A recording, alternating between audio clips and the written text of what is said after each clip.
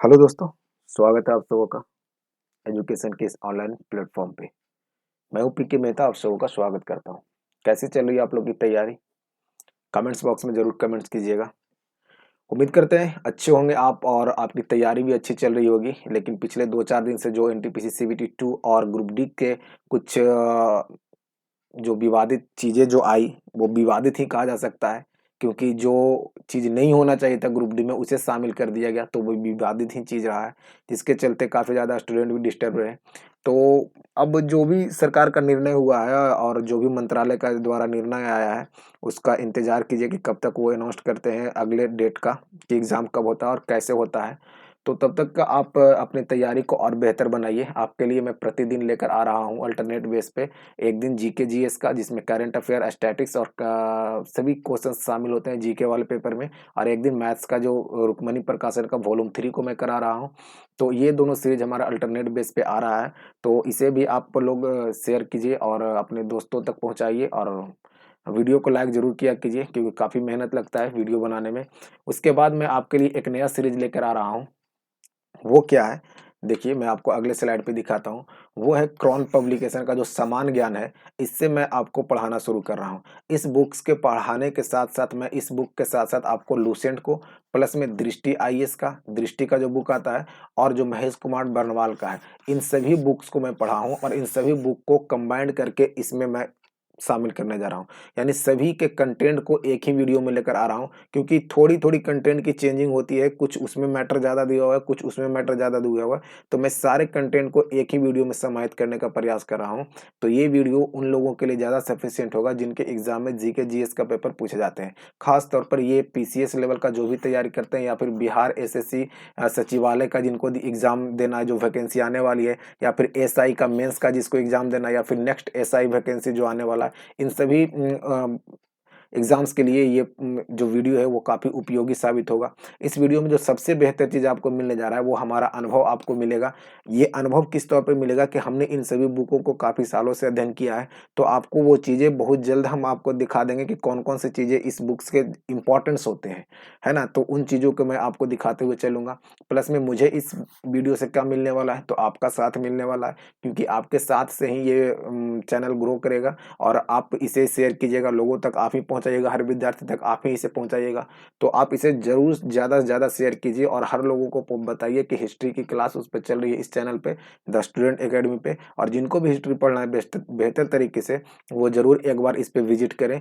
और इसमें सबसे पहले हम प्राचीन इतिहास को शुरू कर रहे हैं, और प्राचीन इतिहास के बाद मैं आऊँगा मध्यकालीन इतिहास पे, और मध्यकालीन के बाद मैं आऊँगा आधुनिक इतिहास पे, उसके बाद ज्योग्राफी, उसके बाद पॉलिटिकल। इसी प्रकार से इस पूरे किताब को खत्म कर दिया जाएगा। तो जरूर लोगों तक पहुंचाइए, विद्यार्थियों तक पहुंचाइए, जिनको भी ऐसे वीडियो की आवश्यकता है। और लाइक जरूर किया कीजिए वीडियो को देखकर छोड़ा नहीं कीजिए, और अपने दोस्तों में जरूर शेयर कीजिए। तो चलिए आज हम लेकर आए हैं जो टेस्ट सीरीज जीके जीएस का, उसमें देखते हैं पहला क्वेश्चन क्या है। देखिए पहला नंबर क्वेश्चन कह रहा है कि निम्नलिखित में से कौन सा सही है, कौन सा कथन सही है। पहला कथन है 5G 2019 में लॉन्च किया गया। दूसरा कथन है कि 5G OFDM यानी ऑर्थोगोनल फ्रीक्वेंसी डिवीजन मल्टीप्लिकेशन पर आधारित है। तो इसमें कह रहा है कि दोनों कथन में कौन सा सही है, केवल एक, केवल दो, एक और दो, दोनों, ना तो एक ना तो दो। तो इसमें दोनों कथन सही है, एक और दो दोनों सही है, कि 5G को जो लॉन्च किया गया था 2019 में लॉन्च किया गया था, और 5G जो है वो OFDM पर आधारित है। यानी OFDM का मतलब क्या होता है, उसका फुल फॉर्म पूछा गया एग्जाम में, तो आपको ये फुल फॉर्म याद रखना है, ऑर्थोगोनल फ्रीक्वेंसी डिवीजन मल्टीप्लीकेशन, है ना? तो याद रखना है इसे। तो इसका आंसर क्या हो जाएगा, सी नंबर, एक और दो दोनों सही है। 2005 में 5G आया, और यह OFDM पर लागू होता है। चलते हैं अगले क्वेश्चन की ओर। 2 नंबर क्वेश्चन देखिए क्या करा है कि राष्ट्रीय परिवार स्वच्छता सर्वेक्षण 5, यानी ये क्रमांक संख्या 5 में है, 2019-21 के अनुसार निम्नलिखित में से किस राज्य का कुल प्रजनन दर सबसे कम है। बहुत इंपॉर्टेंट क्वेश्चन है, 5 स्टार क्वेश्चन है ये, याद रखिएगा, है ना? कि राष्ट्रीय पर्यावरण स्वस्थ सर्वेक्षण जो सीरीज 5 है, जो 2019-21 के अनुसार निम्नलिखित में से किस राज्य की प्रजनन दर सबसे कम है। तो सबसे कम प्रजनन दर जो है वो सिक्किम की है। किसकी है? सिक्किम की है। याद रखना है कि राष्ट्रीय परिवार स्वस्थ सर्वेक्षण के तहत सबसे कम प्रजनन दर 2019-21 में किसे घोषित किया गया है? तो सिक्किम राज्य को घोषित किया गया है। अब आइए बात करते हैं सिक्किम के। तो सिक्किम जो है इसका पूर्ण राज्य का दर्जा इसको बाद में मिला। आजादी के समय इसे राज्य का दर्जा नहीं दिया गया था। सिक्किम को सबसे पहले आप याद रखिए कि 35वां संविधान संशोधन, कब? 35वां संविधान संशोधन 1974 के तहत इसे संरक्षित राज्य का दर्जा दिया गया था। लेकिन 36वां संविधान संशोधन, कैमा 36वां संविधान संशोधन 1975 के तहत सिक्किम को पूर्ण राज्य का दर्जा दिया गया और ये भारत का 22वां राज्य बना। कैमा राज्य बना? 22वां। तो याद रखना है कि 35वां संविधान संशोधन 1974 के तहत सिक्किम को संरक्षित राज्य का दर्जा दिया गया था। ये क्वेश्चन बहुत कम जगह पे पूछा गया लेकिन इंपॉर्टेंट है, क्योंकि ये क्वेश्चन कम जगह पे दिखाई देता है और ये क्वेश्चन कभी पूछ देगा तो आपको प्रॉब्लम कर देगा। जनरली लोग यही याद रखेंगे कि सिक्किम को 36वां संविधान संशोधन 1975 के तहत पूर्ण राज्य का दर्जा दिया गया और 22वां राज्य बना। लेकिन साथ में आपको ये भी क्वेश्चन याद रखते हुए चलना है कि 35वें संविधान संशोधन 1974 के तहत सिक्किम को संरक्षित राज्य का दर्जा दिया गया था। सिक्किम की बात करें और भी, तो सिक्किम के अभी सीएम कौन है? तो प्रेम सिंह तमांग। क्या नाम है? प्रेम सिंह तमांग। और गवर्नर की बात करें तो गंगा प्रसाद है। क्या नाम है? गंगा प्रसाद है। सिक्किम से और भी संबंधित बहुत सारे प्रश्न पूछे जाते हैं। सिक्किम पहला ऐसा राज्य है जो ओडीएफ यानी खुले में शौच से मुक्त हुआ। सिक्किम पहला ऐसा राज्य है जो जैविक कृषि करने वाला भारत का पहला राज्य बना। जैविक कृषि करने वाला भारत का पहला राज्य कौन सा बना? तो सिक्किम में ही एक योजना लाया गया था, एक परिवार एक नौकरी, यानी एक परिवार से एक नौकरी दिया जाएगा। उसके बाद यहाँ पे आपका कुछ दिन पहले आपको पता होगा कि सिक्किम में डोकालाम क्षेत्र यहाँ पे चर्चा में था, क्योंकि चीनी सैनिक के द्वारा यहाँ पे मुठभेड़ हुआ था। उसके बाद आपको सिक्किम में जो दो दर्रे हैं ये खूब पूछे जाते हैं एग्जाम में, जिसमें एक का नाम है नाथुल्ला और एक का नाम है जय लेपला। क्या नाम है? एक का नाम है जय लेपला। तो याद रखना ये सभी क्वेश्चन सिक्किम से। और भी बहुत सारे अभी क्वेश्चन है कि सिक्किम में किनके नाम पे एक फुटबॉल का स्टेडियम बनाया जा रहा है? तो वाईचिंग भूटिया के नाम पर एक यहाँ पे फुटबॉल स्टेडियम बनाया जा रहा है। ध्यान रखना है ये सभी चीज। सिक्किम 7 सिस्टर का अंग नहीं है, ये भी याद रखना है। सिक्किम जो है वो 7 सिस्टर का अंग नहीं है। सिक्किम की सीमा आपको पता होना चाहिए कितने देशों से लगता है? तो 3 देशों से लगता है, एक नेपाल, एक चाइना और एक भूटान। ये 3 देशों से सिक्किम की सीमा लगती है। भारत की सबसे ऊंची चोटी माउंट एवरेस्ट कहाँ पे है? तो सिक्किम में ही है ये भी। तो इतने सारे फैक्ट्स जो हैं, जो क्वेश्चंस अभी एग्जाम में आते हैं सिक्किम से, और भी बहुत सारे ऐसे फैक्ट्स हैं जो सिक्किम से क्वेश्चंस आते हैं, लेकिन मैंने आपको इतना सारा क्वेश्चन बता दिया, याद रखना है ना। चलिए अब चलते हैं अगले क्वेश्चन पे। क्वेश्चन नंबर 3 देखिए क्या करा। ओ स्मार्ट नामक योजना का संबंध निम्नलिखित में से किससे है? यानी ओ स्मार्ट योजना का संबंध किससे है? तो ओ का मतलब है ओ फॉर ओशियन है। क्या है? ओ फॉर ओशियन, और ओशियन का मतलब होता है महासागर, समुद्र। तो इसका संबंध है किससे? समुद्र से। तो याद रखना ओ स्मार्ट नामक योजना किससे संबंधित है? तो समुद्र से संबंधित है। महासागरों के विकास और उसके गतिविधियों को सही तरीके से संचालित करने के लिए, वहां से जो भी खनिज लवण, जो भी आपका शोध संस्थान है, उसको सही तरीके से चलाने के लिए इस योजना को लाया गया है। तो याद रखना ओ स्मार्ट नामक योजना का संबंध किससे है? समुद्र और महासागर से। अब इसमें देखिए एक ऑप्शन है मानव संसाधन विकास मंत्रालय, है ना। तो मानव संसाधन विकास मंत्रालय पहले जो था वो शिक्षा मंत्रालय के नाम से जाना जाता था। किस मंत्रालय से? शिक्षा मंत्रालय से। लेकिन 1985 में राजीव गांधी ने इसका नाम बदलकर मानव संसाधन विकास मंत्रालय कर दिया। लेकिन फिर से 2020 में, कब? 2020 में आपका ये के कस्तूरी रंजन के सिफारिश पर, के कस्तूरी, जिनके द्वारा राष्ट्रीय शिक्षा नीति तैयार किया गया है, इनके सिफारिश पर फिर से इसे शिक्षा मंत्रालय कर दिया गया है। तो याद रखिएगा शिक्षा मंत्रालय का नाम पहले मानव संसाधन विकास मंत्रालय था, लेकिन बाद में 1985 में राजीव गांधी ने इसे ये मानव संसाधन विकास मंत्री कर दिया, और फिर से इसे मोदी सरकार ने 2022 में के कस्तूरी रंजन की सिफारिश पर इसे शिक्षा मंत्रालय कर दिया गया है। तो याद रखना है 3 नंबर क्वेश्चन का आंसर हो जाएगा समुद्र और महासागर से। आइए क्वेश्चन नंबर 4 पे। क्वेश्चन नंबर 4 क्या कर रहा है कि नोएडा में बनाया जा रहा अंतर्राष्ट्रीय हवाई अड्डा जेवर के बारे में असत्य कथन का चयन करें। यानी ध्यान से पढ़ना है, क्या पूछ रहा है, तो असत्य पूछ रहा है, सत्य नहीं पूछ रहा है, क्या पूछ रहा है, असत्य कथन पूछ रहा है। ए नंबर ऑप्शन पे दिया है कि यह अंतर्राष्ट्रीय हवाई अड्डा एशिया का सबसे बड़ा बनेगा। बी नंबर पे है यह विश्व का चौथा सबसे बड़ा अंतर्राष्ट्रीय हवाई अड्डा बन जाएगा। उत्तर प्रदेश का यह छठा अंतर्राष्ट्रीय हवाई अड्डा है। यह जीरो कार्बन उत्सर्जन वाला भारत का पहला अंतर्राष्ट्रीय एयरपोर्ट होगा। तो इसमें जो ऑप्शन पूछ रहा है कि हमें असत्य कथन का चयन करें, तो असत्य कथन इसमें हो जाएगा सी नंबर। यह भारत उत्तर प्रदेश का यह छठा नहीं, उत्तर प्रदेश का यह 5वां एयरपोर्ट है। कैमा एयरपोर्ट है? 5वां अंतर्राष्ट्रीय एयरपोर्ट है। तो याद रखना है कि उत्तर प्रदेश का यह 5वां एयरपोर्ट है। ए नंबर ऑप्शन पे तक है कि यह अंतर्राष्ट्रीय हवाई अड्डा एशिया का सबसे बड़ा अंतर्राष्ट्रीय हवाई अड्डा बन जाएगा। बिल्कुल सही है कि जब जो नोएडा में जेवर अंतर्राष्ट्रीय हवाई अड्डा बन रहा है वो विश्व का चौथा और एशिया का सबसे बड़ा अंतर्राष्ट्रीय हवाई अड्डा बन जाएगा। और ये भारत का पहला एयरपोर्ट होगा जो जीरो कार्बन उत्सर्जन होगा, जो जीरो कार्बन उत्सर्जन होगा। मोदी जी जब इसके उद्घाटन कर रहे थे शिलान्यास, तो इनको नाम दिया गया है, इसे कहकर पुकारे थे लॉजिस्टिक गेटवे। याद रखना है, भारत का लॉजिस्टिक गेटवे। क्या बोले थे? भारत का लॉजिस्टिक गेटवे। याद रखना है। तो ये क्वेश्चन सीधा आपसे पूछ सकता है कि भारत का लॉजिस्टिक गेटवे किस एयरपोर्ट को बोला जाता है, तो नोएडा वाला जो बन रहा है जेवर एयरपोर्ट, उसी को याद रखना है। नोएडा का जेवर एयरपोर्ट को भारत का लॉजिस्टिक गेटवे कहा गया है और इसे 2024 तक बनाने का लक्ष्य रखा गया है। तो याद रखना है, नोएडा एयरपोर्ट जो जेवर एयरपोर्ट के नाम से जाना जाता है और ये एशिया का सबसे बड़ा हो जाएगा, अंतर्राष्ट्रीय में विश्व में चौथा हो जाएगा और यूपी का 5वां हो जाएगा और जीरो कार्बन उत्सर्जित वाला ये भारत का पहला एयरपोर्ट होगा। आइए क्वेश्चन नंबर 5 पे।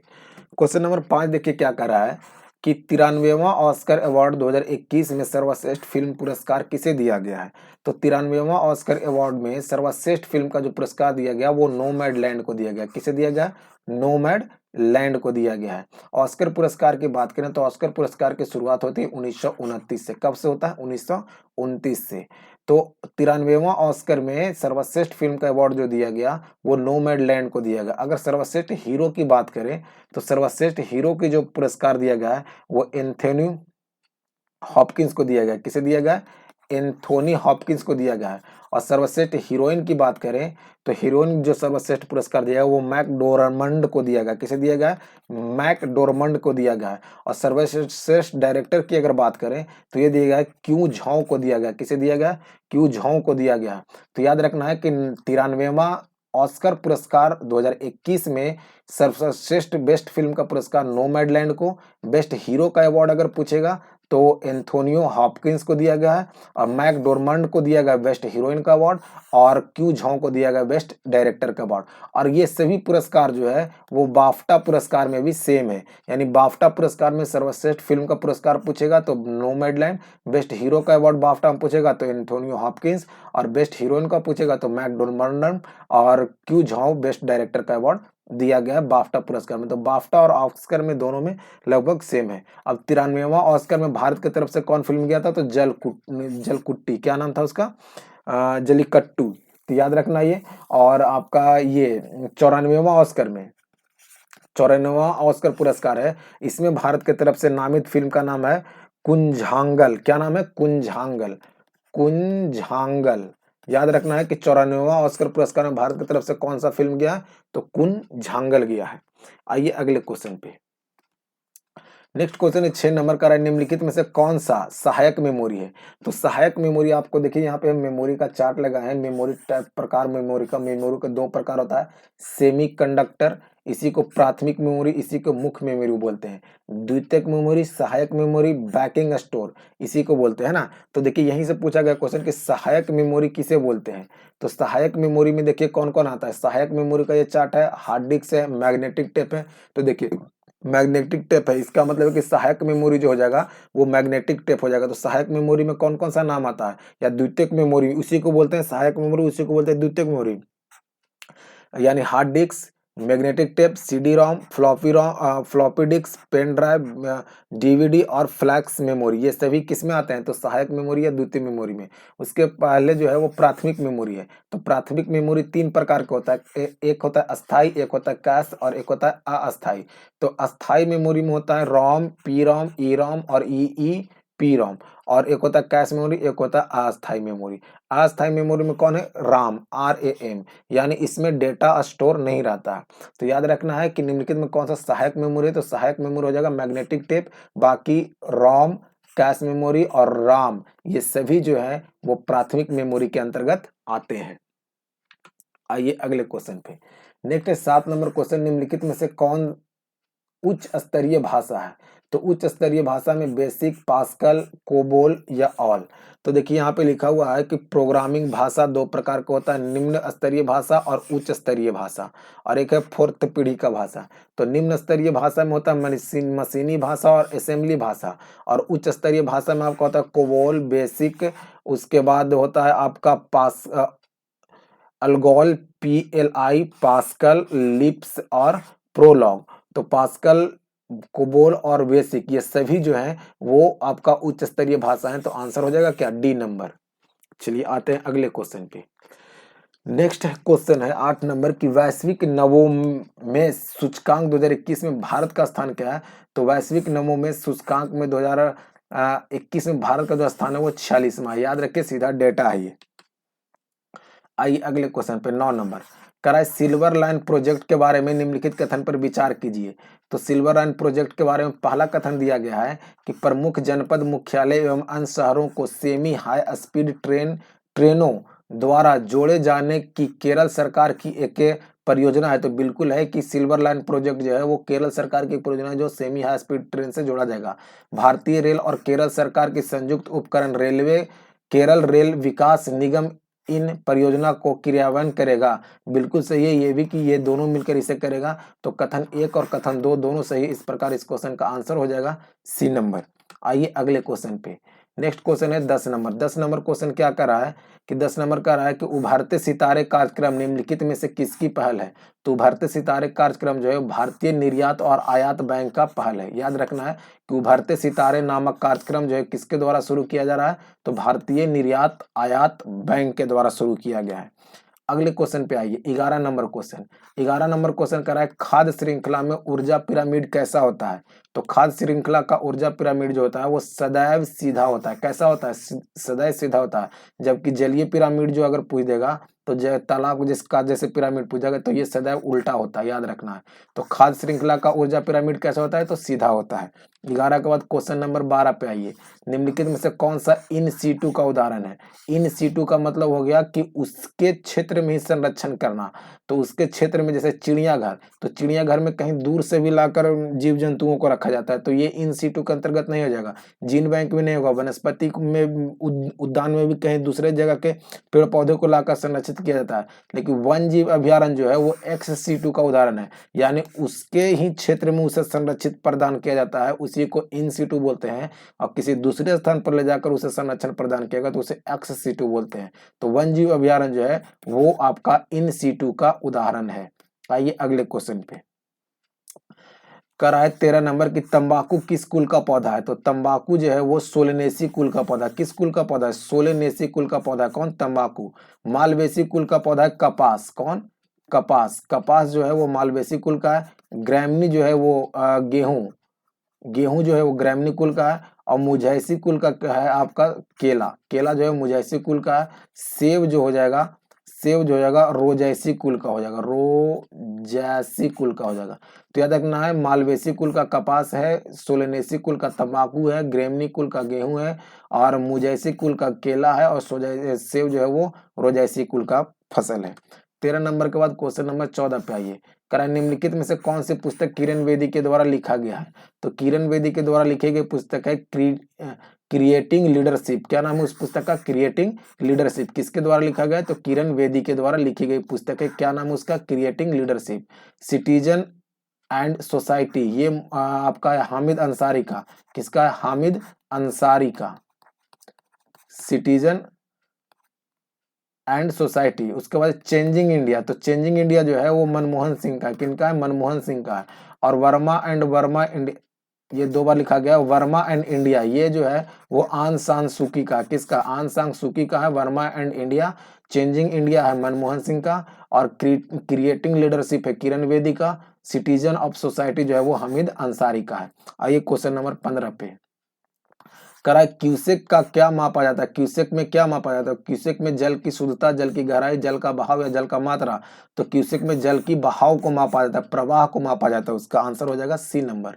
नेक्स्ट आ जाइए 16 नंबर पे, निम्नलिखित में से कौन सा उदाहरण बल आघूर्ण का नहीं है, ध्यान से पढ़ना है, बल आघूर्ण का उदाहरण नहीं है। तो स्क्रू ड्राइवर द्वारा पेंच को आसानी से घुमाना, ये है बल आघूर्ण का उदाहरण। और उसके बाद है रिंच, रिंच होना चाहिए, तो रिंच द्वारा नट बोल्ट को आसानी से घुमाया जा सकता है, ये भी है आपका बल आघूर्ण का उदाहरण। नाव को जल में चलाने के लिए चप्पू से जल को पीछे की ओर धकेलना, ये जो है वो न्यूटन का थर्ड लॉ है, ये न्यूटन का थर्ड लॉ है ये। तो आंसर हो जाएगा आपका सी नंबर। हैंड पंप के हत्थे को लंबा रखना, इससे हैंड पंप चलाने में आसानी होता है, तो ये भी आपका बल आघूर्ण का उदाहरण है। तो बल आघूर्ण का उदाहरण कौन सा नहीं हो जाएगा, तो सी नंबर, ये न्यूटन के तीसरे गति के नियम का उदाहरण है। आइए क्वेश्चन नंबर 17 पे कह रहा है कि किशमिश के दाने को जल में रखने पर फूल जाता है, यह किसका उदाहरण है। तो यह जो है वो पराशरण का उदाहरण है, किसका उदाहरण है, पराशरण का मतलब ऑस्मोसिस का उदाहरण है, याद रखना है। और उसके बाद उदरपातन का मतलब क्या होता है, तो उदरपातन का मतलब होता है कि किसी भी पदार्थ को जो ठोस अवस्था में है उसे सीधे गैस में चेंज करना, सीधे ठोस से किस में चेंज कर देना, गैस में चेंज कर देना। वाष्पीकरण का मतलब क्या है कि द्रव अवस्था से सीधे गैस में चेंज कर देना, इसी को वाष्पीकरण बोलते हैं। आसवन का मतलब क्या है, पहले ठोस से उसको पहले ठोस ये द्रव से उसे गैस में चेंज करना, और गैस से उसे फिर पुनः ठोस में चेंज कर देना। आइए क्वेश्चन नंबर 18 पे कह पुरानी किताबों का भूरा रंग, पुरानी किताबों का कागज भूरा किस कारण से हो जाता है। तो पुरानी किताबों का जो भूरा रंग पड़ जाता है वो सेलुलोज की ऑक्सीकरण के कारण होता है, सेलुलोज का ऑक्सीकरण हो जाता है जिसके कारण ये भूरापन पड़ जाता है। क्वेश्चन नंबर 19 कह रहा उत्तक शब्द का प्रयोग सर्वप्रथम किसने किया था, सर्वप्रथम बार किसके द्वारा किया गया था। तो उत्तक शब्द का प्रयोग शब्द जो सबसे प्रथम किया था वो विचट के द्वारा किया गया था, किसके द्वारा, विचट के द्वारा। रॉबर्ट हुक ने कौन सा शब्द दिया था, तो कोशिका, कोशिका किसके द्वारा, रॉबर्ट हुक के द्वारा। केंद्रक का खोज किसने किया था, तो रॉबर्ट ब्राउन। और स्वीडन और स्वान ने क्या था, कोशिका सिद्धांत को दिया था स्वीडन और स्वान के द्वारा। आइए अगले क्वेश्चन पे 20 नंबर क्वेश्चन कराए, निम्नलिखित में से कौन सा विटामिन शरीर में भंडारित नहीं होता है।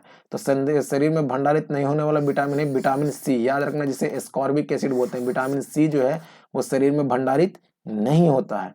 क्वेश्चन नंबर 20 के बाद क्वेश्चन नंबर 21 पाइए, भारत में फ्रांसीसियों ने सबसे पहला कारखाना निम्नलिखित में से कहां पे लगाया था। तो देखिए एक ट्रिक याद रखा, EFSM। तो ई का मतलब है इंग्लैंड वाले, एफ का मतलब फ्रांस वाले, एस का मतलब सूरत, और एम का मतलब मसूलीपट्टनम। तो देखिए इंग्लैंड वाले ने भी सबसे पहला फैक्ट्री लगाने का प्रयास किया सूरत में, लेकिन लगाया नहीं, और सबसे पहला कहाँ खोला, मसूलीपट्टनम में। उसी प्रकार से फ्रांसीसियों ने सबसे पहला फैक्ट्री सूरत में लगाया और दूसरा फैक्ट्री मसूलीपट्टनम में। तो आंसर हो जाएगा क्या इसका, सूरत आंसर हो जाएगा, क्योंकि कह रहा है फ्रांसीसियों ने अपना पहला फैक्ट्री कहाँ लगाया था, तो आंसर हो जाएगा सूरत। नेक्स्ट 22 नंबर का, राजत्व का सिद्धांत किसने प्रतिपादन किया था। तो राजत्व का सिद्धांत रजिया, देखिए बेगम यहाँ चला है, बेगम यहाँ होता था, रजिया बेगम। तो राजत्व का सिद्धांत किसने दिया था, तो बलबन के द्वारा दिया गया था राजत्व का सिद्धांत। आइए क्वेश्चन नंबर 23 पे, क्वेश्चन नंबर 23 कह रहा है, भारत में सर्वप्रथम किसने प्रेस सेंसरशिप लागू किया था। तो भारत में सबसे पहले प्रेस सेंसरशिप जो लागू किया वो लॉर्ड ब्लेजली के द्वारा लागू किया गया था। लॉर्ड लिटन ने लाया था वर्नाकुलर प्रेस एक्ट 1878 में, कब लाया था, 1878 में, इसे लिटन ने समाप्त कर दिया था। 1857 का विद्रोह जो हुआ, 1857 का भी लॉर्ड कैनिंग के समय में हुआ था। तो आंसर इसका क्या हो जाएगा, लॉर्ड ब्लेजली, जिसने प्रेस सेंसरशिप लगाया था सबसे पहले। 23 नंबर के बाद क्वेश्चन नंबर 24 पे, लोक लेखा समिति का गठन कब किया गया था। तो लोक लेखा समिति का गठन 1919 के अधिनियम के तहत 1921 में हुआ था। आंसर हो जाएगा क्या, 1921। और 1950 में हो जाएगा प्राक्कलन समिति, प्राक्कलन समिति का गठन 1950 में, जबकि लोक लेखा समिति कहेगा तो 1919 के अधिनियम के तहत 1921 में लोक लेखा समिति का गठन किया गया था। लोक लेखा समिति का वर्तमान में अध्यक्ष कौन है, तो आपका ये क्या बोलते हैं उनको, अधिरंजन चौधरी। क्या नाम है, अधिरंजन चौधरी, याद रखना है। आइए क्वेश्चन नंबर 25 पे कह रहा, भारत में सरकारी भाषा से संबंधित प्रावधान में संशोधन हो सकता है। तो सरकारी भाषा में संशोधन करने के लिए आपको सामान्य बहुमत यानी साधारण बहुमत की आवश्यकता होती है। संशोधन 3 प्रकार से होता है, एक होता है साधारण बहुमत से, एक होता है 2/3 बहुमत से और एक होता है 2/3 प्लस आधे राज्यों का अनुमति चाहिए। आइए 25 नंबर के बाद क्वेश्चन नंबर 26 पे। क्वेश्चन नंबर 26 कह रहा है बर्मेंजो जो दक्षिण अमेरिका में प्रवाहित होती है, एक नदी है बर्मेंजो, ये लिखा हुआ गलत है, बर्मेंजो नदी दक्षिण अमेरिका में प्रवाहित होती, बर्मेंजो जो नदी दक्षिण अमेरिका में प्रवाहित होती है किस अक्षांश को 3 बार काटती है? तो ये मकर रेखा को 3 बार काटती है। याद रखना है कि मकर रेखा को 3 बार काटने वाली नदी कौन सी है? बर्मेंजो नदी है। और मकर रेखा को 2 बार काटने वाली नदी कौन सी है? तो लिमपोपो। कौन सा? लिमपोपो नदी मकर रेखा को 2 बार काटती है। कर्क रेखा को 2 बार काटती है माही नदी, और विषुवत रेखा को कांगो नदी 2 बार काटती है। याद रखना, ये 2 बार काटती है। आइए अगले क्वेश्चन पे, 26 नंबर क्वेश्चन का क्वेश्चन नंबर 27। गडजात की पहाड़ी किस राज्य में? तो गडजात की पहाड़ी जो है वो उड़ीसा में। कहाँ पे है? उड़ीसा में है।